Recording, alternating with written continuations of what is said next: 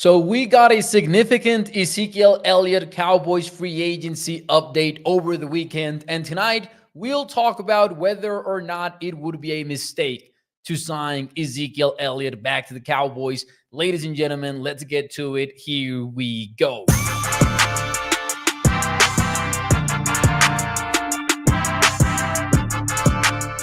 What is up, everyone, and welcome into A to Z Sports Dallas Prime Time. I am your host, Mauricio Rodriguez, streaming with you live every Sunday through Thursday night at 8 p.m. Central here on Dallas On Demand Sports Talk Network. With a lot more content coming your way, make sure that you check out a2zsports.com/Dallas. And as always, do me a favor and hit the like button for me if you enjoy the show. Welcome, everyone. On a Sunday night, it is a great night to talk some Cowboys football. And as always, I appreciate you taking the time to listen to the show. Hope that you are having a fantastic Sunday. Hope that you have had a great weekend just in general. During the weekend, we got some free agency news from the Cowboys.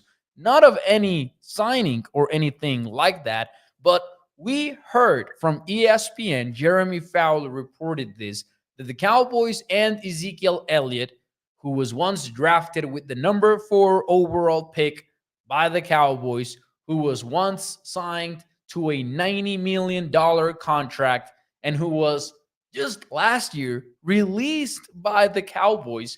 Jeremy Fowler reported that he and the Cowboys were interested in a reunion. Now, what exactly does that mean? The report doesn't really say beyond just mutual interest.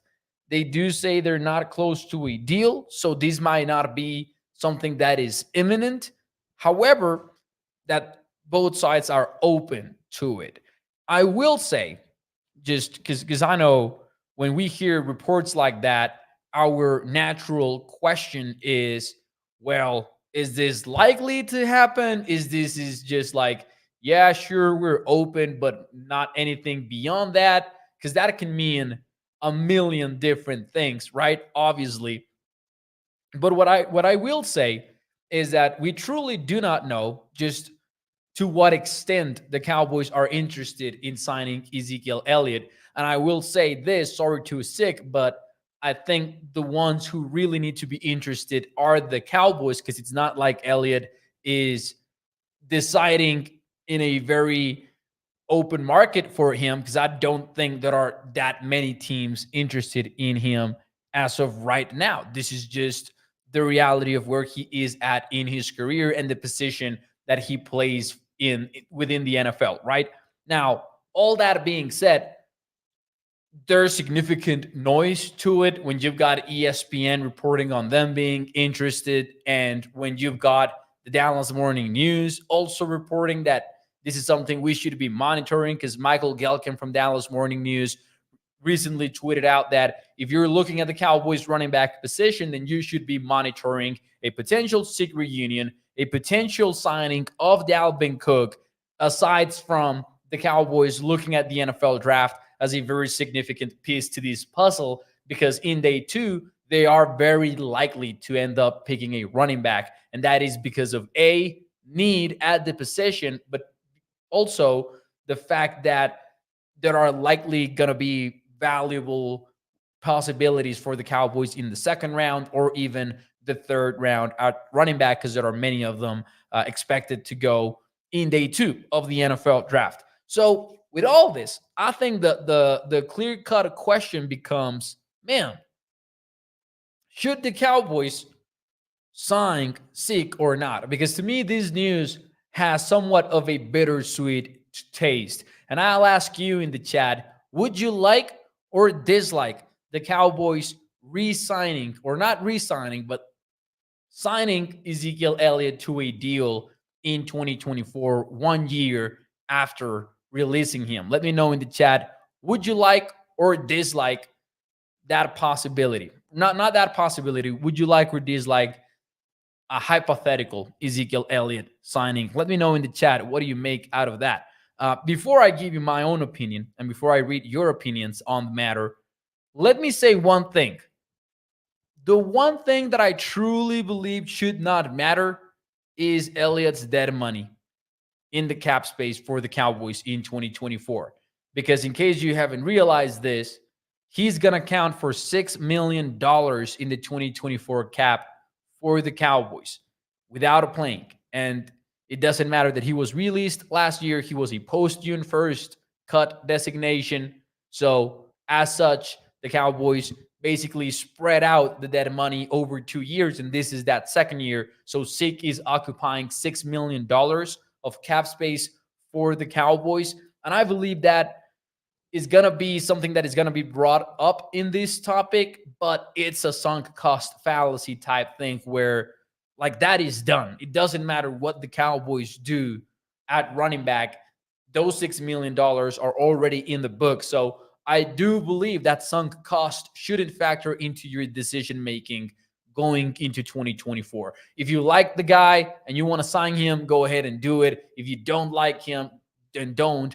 But don't have those $6 million in that money factor into your decision, because that is just a sunk cost. The damage is done, and there's nothing you can do about it. So that being said, though, let me read some of your comments.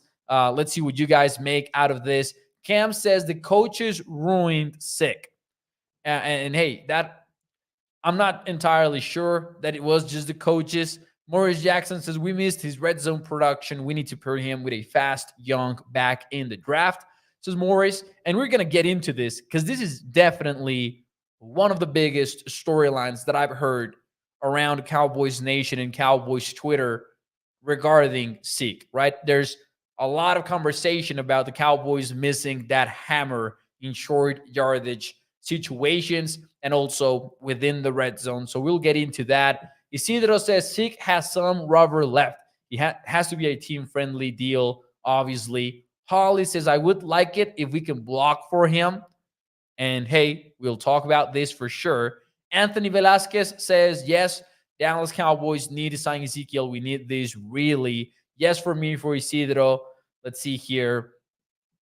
Cam says the Cowboys need him for blocking. And man, the Cowboys, they could use that. Shout out to everyone, by the way, joining the chat right now. Brian Thompson says that money's for the past, not any future signing. I would take him back and pair him with a young back. Isidro says Stephen will say bet minimum. And you know that if the Cowboys start looking into Zeke, I'm not sure if it's going to be the veteran minimum, but it's going to be a very inexpensive deal if the Cowboys end up getting Zeke on this roster. They're not going to sign him for like a big contract or anything like that. In fact, him being cheap is one of the big reasons why this looks like a very doable thing and a very viable possibility for the Cowboys at running back. Joe Mathis says he's all in. Cam says that, hey, we can use him for a red zone problem. So there you go. There's a lot of support for the idea in the chat. And I'll give you my thoughts on this whole thing as we get deeper into this show. Because I got to tell you, man, I'm conflicted. I am very, very conflicted. Several thoughts that are on my mind regarding a potential Ezekiel Elliott signing. First and foremost, I would say it's somewhat bittersweet because with the fan cap on, right, leaving all of the objectiveness aside, sure, it would be cool to see Ezekiel Elliott back in a Cowboys uniform, right? Because we know what kind of guy he is. We know the fact that, hey, we've seen these guys since 2016. He's been one of the most, quote unquote, iconic players in the last something years. And I'm not even saying that, oh, he's a legend. He's going to be in the Hall of Fame or anything like that. His name is going to be in the Ring of Honor. I'm not saying anything like that. But there's something cool about seeing a former player return to the team. However, there's also that bucket of cold water that comes with this conversation where you're like, what Ezekiel Elliott are we talking about here? Because he's not that 2016 version of himself. He hasn't been in a long time. And the biggest concern that existed about Ezekiel Elliott when we were talking about the Cowboys potentially releasing him was not really gone in 2023.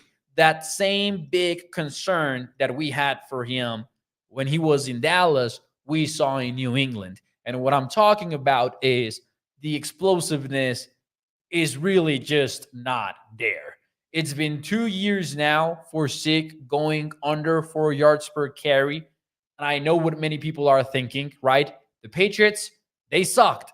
And that is a reality that I don't think anybody is going to try to deny on tonight's show.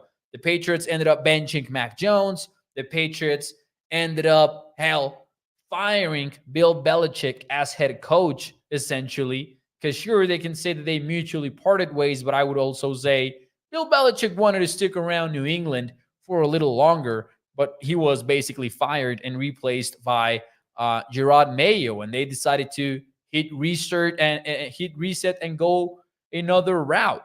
Ezekiel Elliott in 2023, man, he ran for 100. He ran 184 times, had 642 yards. That's an average of 3.49 yards per carry, and he scored 3 touchdowns. I want to mention the 3 touchdowns because when we talk about him being a red zone differentiator, I'm just not sure that is the case. He was outside of the top 30 in EPA per attempt and positive rate, like success rate in the red zone when he was with the New England Patriots. Outside of the top 30. And to be honest, that was more or less around where Tony Pollard was. So it's not like Pollard was very productive inside the 19-yard line or the 20-yard line, excuse me. So all I'm saying here is that I'm just not sure that Zeke does solve any of that for you if he's re-signed by the Cowboys in 2024. Re-signed is not the word. Sorry, I keep using that just because he was a former Cowboy. But honestly, it's not correct. I need to say like signing Ezekiel Elliott, right? But you know what I mean. You know what I mean. Now, regarding Zeke, man, I will say this too. Sure, the Patriots offense sucked, and it really did. There was no passing game. Blocking was terrible, although PFF has them as the 12th best run blocking offensive line of last season. But there was a lot of rotation, and, they had guys playing tackle and guard, and then next week they were trying somebody else at center, and then they had Antonio Mafi play a lot of games as a rookie. It was an absolute mess for the Cowboys up front, and you can see that on tape as well. I watched the Bills and the Patriots game earlier this weekend, and man, there are some rough plays where you're like, what is Zeke supposed to do there in the first place? But also, clearly, even within that context, Zeke was far from great. And you can see that in several numbers. Just looking at EPA per attempt, looking at success rate, and looking at explosive play rate, those three metrics, the Patriots were better when Ezekiel Elliott was off the field versus when he was on the field. Rhamondre Stevenson was a better back for the Patriots last year, besides the fact that, hey, he got injured and Zeke ended up playing way more as a result of Stevenson's injury. But man, Stevenson had 28 fewer carries than Elliott did in 2023, yet he had 2 more 10-plus yard rushes in the 2023 season. He had 2 more 15-plus yard rushes than Ezekiel Elliott did, and he rushed 28 fewer times than Zeke did.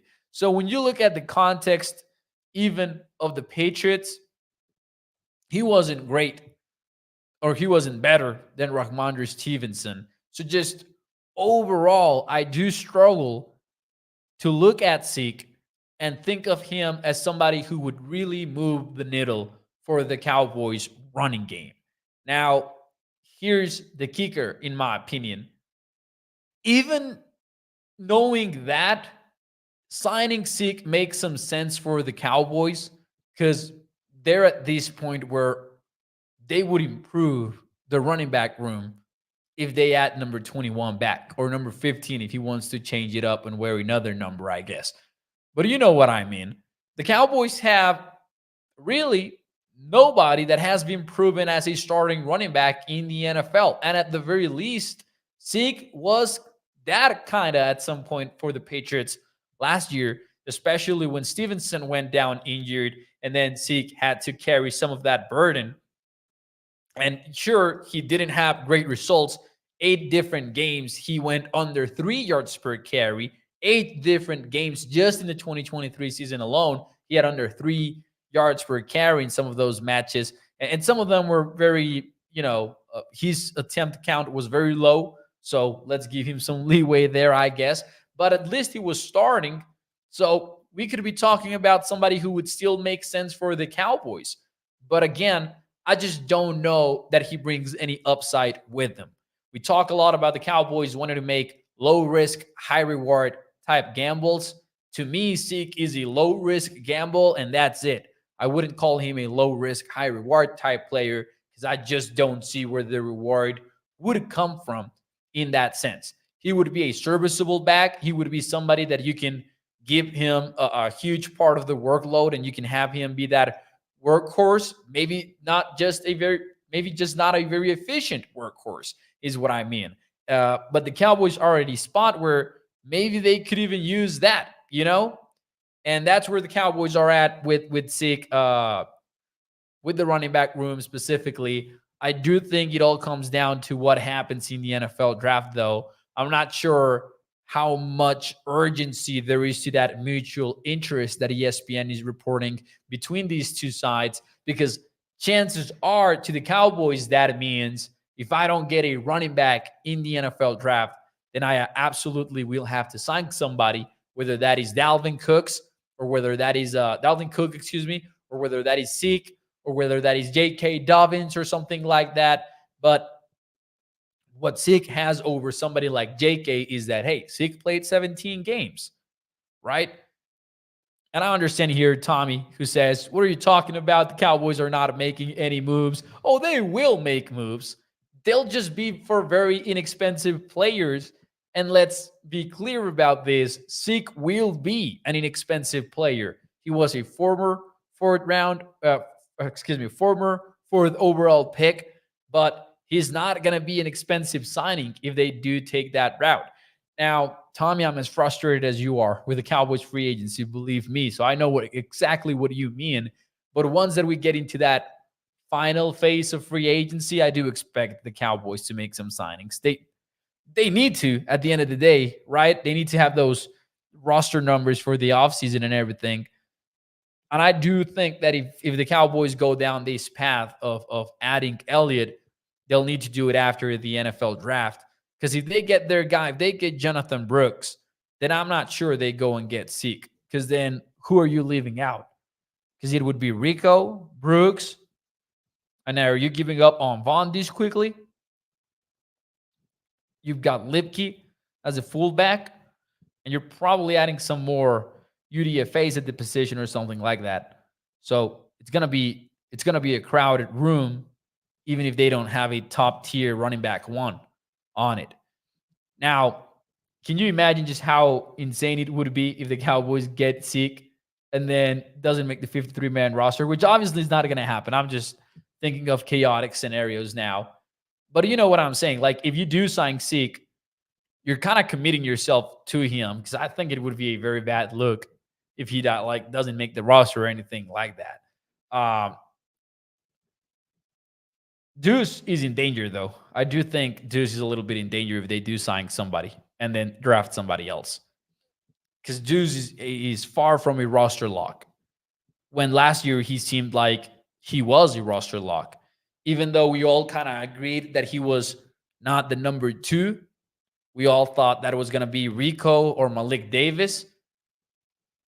But Duce still seemed like a 53-man roster lock, especially with the way his preseason went. I think that is not the case going into 2024, though. Let's see what some of your thoughts and your comments on this. TC915 says, if the Cowboys get a running back on day 2, then I am okay with Zeke coming back. If they wait, until day 3, then they will try to make Zeke running back 1, says TC915. Now, I don't disagree with you, TZ. But the problem is, though, that if they don't take somebody in day 2, sure, they'll try to make Zeke running back 1, but somebody's got to be running back 1. And when I talk about this having a bittersweet taste, a big part of that is just knowing that the Cowboys running back room is in a position where adding Zeke, even as running back one, would likely make them better because it's a very inexperienced group. Now, I like Rico. I really do like Rico, but I also cannot ignore the injury issues that come with him, where he's dealt with hip stuff and ankle stuff and knee stuff. Gregory says, Mo, why would Zeke want to come back to Dallas to retire as a Cowboy? Oh, Zeke wants to sign somewhere that he's likely going to play, even as a running back, too. Because Zeke is at a spot where he doesn't have anything like that guaranteed. It is wild for us to kind of like accept that and acknowledge that, but that is truly where Elliott's career is at right now. He's waiting for the right opportunity, knowing that he's not going to sign for $5 million. He's likely not even going to sign for $3 million. It's going to be much less than that. And let me try to remember or not remember. I cannot say remember when I'm Googling it, right? But Zeke signed, it actually was $3 million with the Patriots, and that was 2.1 guaranteed, that and with a 600,000 signing bonus. Oh, but it was can earn up to $3 million through performance and playtime incentives. So that was for Zeke in 2023. That was a 1.5 base salary, 600K signing bonus, and then he had a per game roster bonus of 850,000, and of his salary it was only 500,000 guaranteed. So you know what I'm saying here. Zeke is looking for a job in the NFL, but he's looking for a job. Morris Jackson says Dallas doesn't run screenplays for Duce. He would be dangerous if they did. And I'm excited about Duce. Like, he's always going to be an electric player, an exciting one, but there were definitely some issues hard to ignore last season. And I've talked about this frequently on the show, but like the pass pro stuff was concerning. And I'm not talking about him being small, because we knew about that, but he was lost in pass pro. Like, he didn't know where to go. When you watched the tape and you looked at what he was up to in pass pro, it was not pretty. It never was. TC says if it is not a bad minimum deal, then I don't want him. It would have to be something close to that, at the very least. Isidro says coaches have to fix Hunter's running style. And I know a lot of us are intrigued about Hunter taking on like a power running back type role like he had when he was in college. But the Cowboys seem to have zeroed in on him as a fullback. So at this point, I'm just not going to expect a whole lot out of that. But I'm with you. I would like to see more of that. I would like to see him being able to become a runner and avoid the tripping, which was always kind of like the problem with him. I don't know if it was balance or what exactly, but he seemed to be stumbling so much when he was getting the ball in the preseason. And that was so weird to watch, honestly. I didn't expect that being an issue for Hunter Liedtke. That's where the Cowboys are at. Honestly, I don't think there's a running back. Somebody in the NFL draft might be the exception, but I don't think there's a running back who will now single-handedly change how we perceive the Cowboys running game. I think when you go into 2024, it's going to be more of the same. It's going to be more of, this identity-less type unit, which is not going to be a game changer for you. And I think the Cowboys offense's bread and butter should remain the passing game like it was after that bye week, when the Cowboys realized, hey, you know what? We're not doing a lot to run the ball well, so we're just going to put it on Dak and CD. I think it's going to have to be the same mindset in 2024 for the Cowboys, because if we're talking about Zeke leading the way or Jonathan Brooks leading the way, chances are I will feel the same way about this running game. Why? Because the offensive line was an issue blocking last year in the run game, and now I'm getting worse, or I don't know who my center is going to be. I'm hoping for the best at guard and tackle. I'm not exactly sure how that will go. And arguably one of my best run blockers, Tyler Smith, if not the best run blocker of last year, he might be playing on a different position now. So it's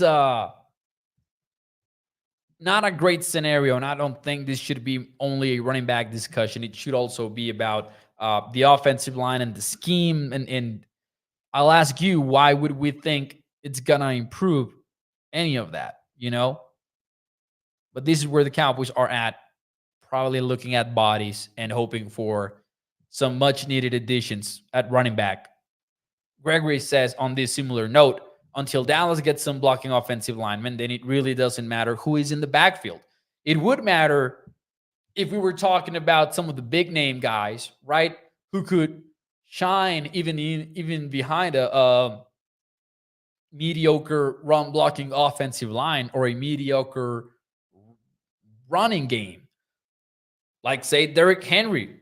Maybe he would have moved the needle just a little bit just because of what he did last year for a Tennessee offense that was not great. The offensive line was one of the worst in the entire NFL, but he still went for over 1,000 yards because he was doing his thing. As always, Derrick Henry getting some of those big plays and being this power back who just got yards after contact pretty consistently.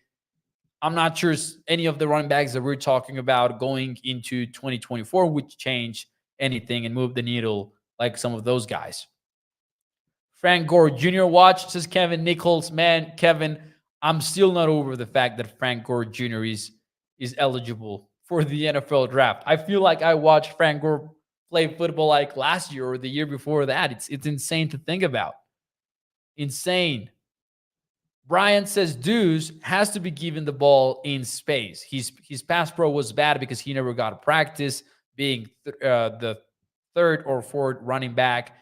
Hopefully he does get better, though, because I sometimes believe we kind of underestimate how much it matters for a running back to be able to do everything at the NFL level.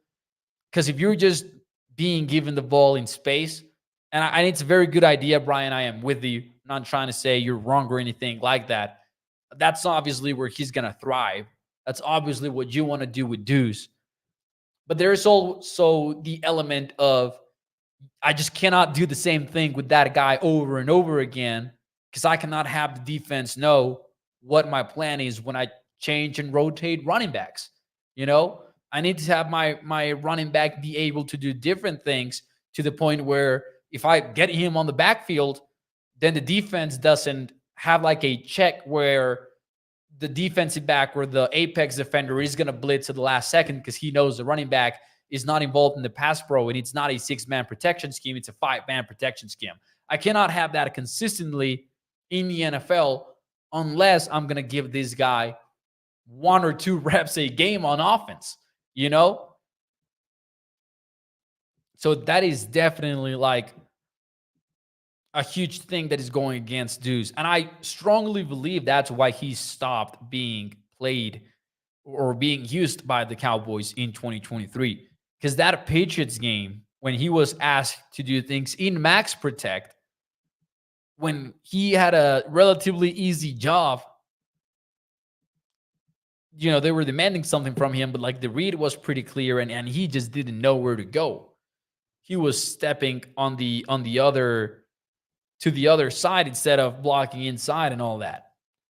But anyways, ladies and gentlemen, that will be it for me tonight here on the show. Thanks so much for tuning in, even on this Sunday. I know a lot of you are celebrating Easter. Hope that you guys are having, a great Sunday overall. Whether you celebrate or don't celebrate Easter, hope that you guys had a fantastic weekend. We are ready to go next week. Skywalker Steel, shout out to Sky, man. Congrats on little Skywalker, born healthy, as he announced on Twitter yesterday, or I don't remember, but it was earlier in the weekend or last week.